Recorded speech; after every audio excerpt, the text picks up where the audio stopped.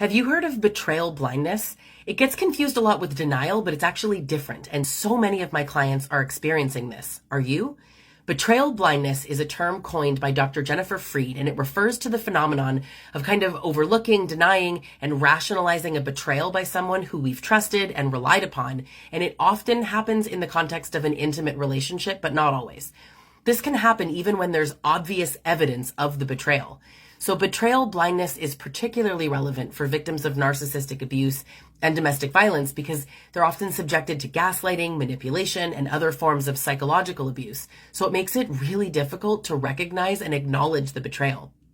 They're also aware of the betrayal on some level, but you minimize it, you ignore it to kind of protect yourself from the pain and the trauma of confronting the truth. So in contrast to denial, which is a conscious or unconscious refusal to acknowledge reality, betrayal blindness is actually driven by a subconscious desire to protect yourself from the really painful emotions associated with the betrayal. So victims may be aware of the betrayal, but they kind of choose to overlook it in order to maintain that sense of stability and security in their lives.